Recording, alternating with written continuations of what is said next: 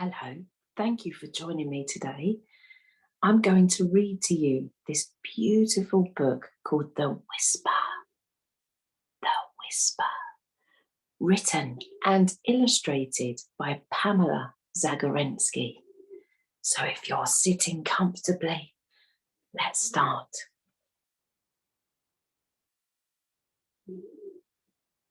There once was a little girl who loved stories. She loved how the words and pictures took her to new and secret places that existed in a world all of her own. The characters became her friends, and quite often she grew to love them. One afternoon, while waiting for school to be dismissed, the little girl noticed a mysterious book perched high up on a single shelf. "What's that book?" she asked her teacher. "That is a magical book of stories," replied her teacher. "It was a gift from my grandmother when I was just about your age." "I have an idea. Would you like to borrow it for the night?" "Oh, yes, please. Thank you," said the little girl. Just as the clock struck 3, the teacher gave her the book, and with great anticipation, the little girl sprinted out the door and ran all the way home.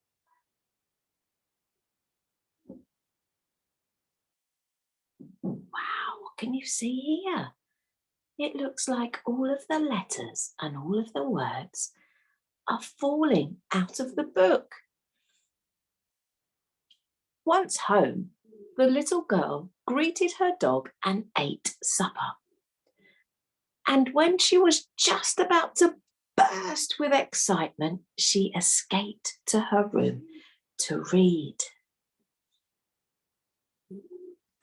The little girl opened the book and began turning through the pages one by one. Each picture was more beautiful and curious than the next. By the time she arrived at the very last page, she could scarcely see, for her eyes were filled with tears. Where were the words? Where were the stories? "It's just not a book of stories without any words," she thought.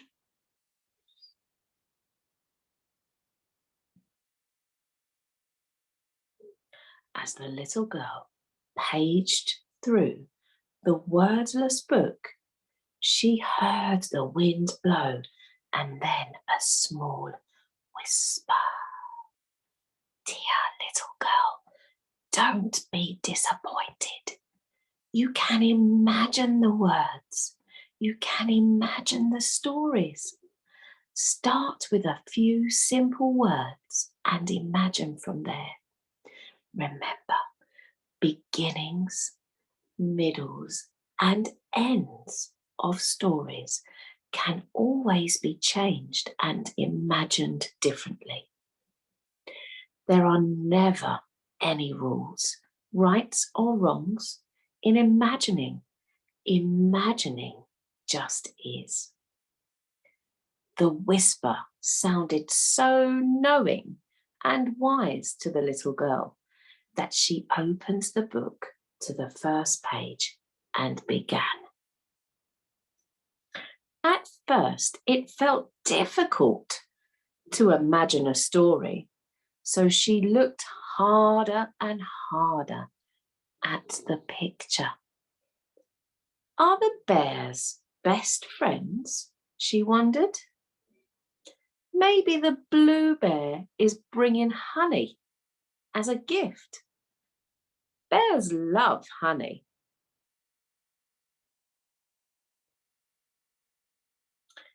Blue bear's visit. Now, That's a good title, she thought. Then she began to tell herself a story. Blue Bear arrived on the first day of spring. He promised. The little girl studied the second picture. There's that little rabbit. The little rabbit. Again, she thought, I wonder what that man is saying to the magnificent ox. Oh, I think here's the ox. We can see half of it. Let's go and have a look at the other half. I know. The secret. Mr. Ox, you must please promise not to tell anyone. Shh. But we need your help. Last week, the words began to come more and more easily to the little girl. Then the words grew into sentences, and the sentences became stories. The quest, their 100-mile journey, began in a sturdy wooden boat. Are we there yet? Asked Rabbit. In another 2 days and 1 night, replied Lion. Oh, that's a very long time. I forgot. Please remind me again. Where are we going? Asked Rabbit. Tiger's prayer. All the creatures of the land, near and far, would be coming, and preparations were being made. The clown in the pointed hat would play music on his accordion. The wind horse would jump through the hoops. Tea would be served exactly at noon. But Tiger had something important to say. A birthday party. As instructed, we arrived at exactly 3:33.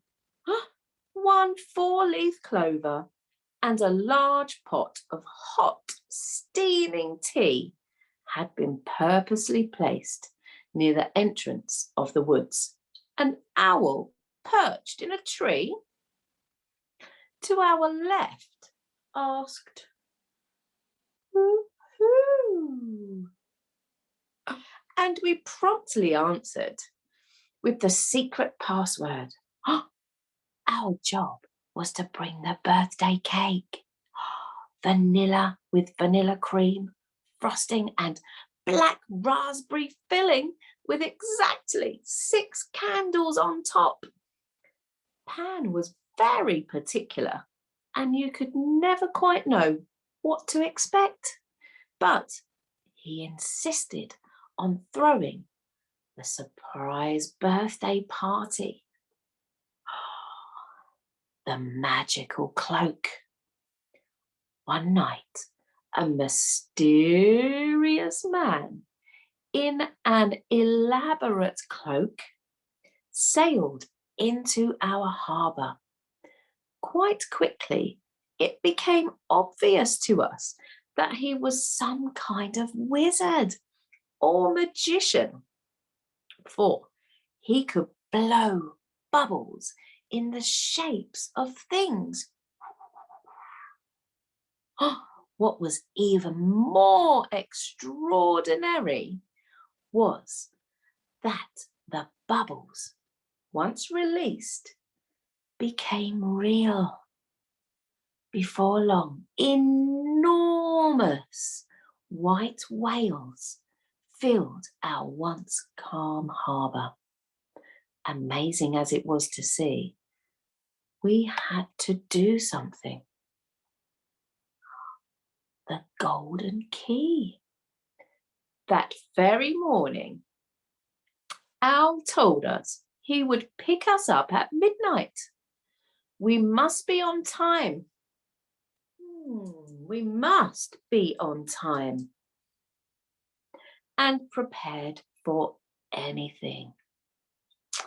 He held the small golden key tightly in his beak as we flew into the indigo night sky.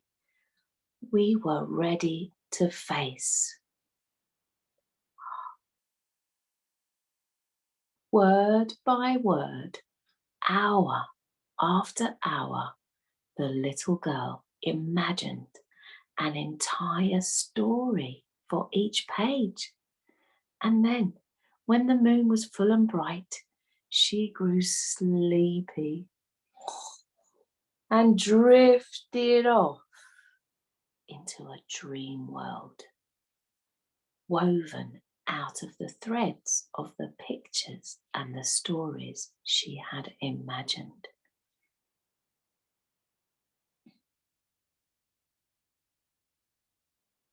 When she woke, the little girl felt grateful for the small knowing whisper.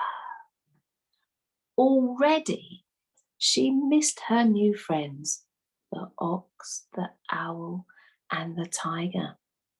She yearned to open the book once again, but the sun was up over the horizon and the birds were already fluttering about, chirping their morning songs. She did not want to be late for school, so she tidied herself, scooped up the book and rushed out of the door. Along the path, she met a fox holding a curiously round package. "Excuse me, little girl," said the fox. "I believe I have the words to your book. I saw them spill away, and because I am a very clever kind of fox, I caught them in my net just before they drifted too far." "Oh, thank you," replied the little girl, feeling a bit confused. "Now, please, before you leave, could I bother you for a small favour?" asked the fox.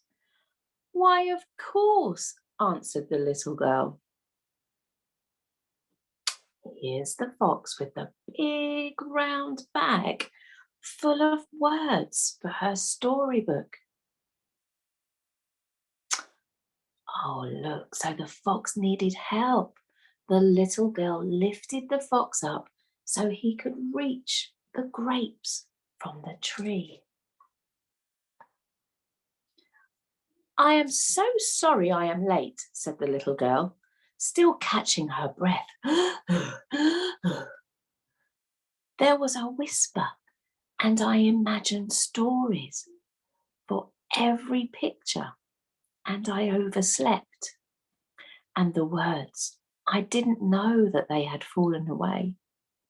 But the clever fox caught them in his net, and "But I loved your book, and and and I almost forgot. Thank you. I have so many stories to tell you." "I can't wait to hear," replied the teacher with a smile. What a lovely story. Now, I hope you enjoyed that book, and I hope you get a good night's sleep. And I also hope to see you again soon for another book.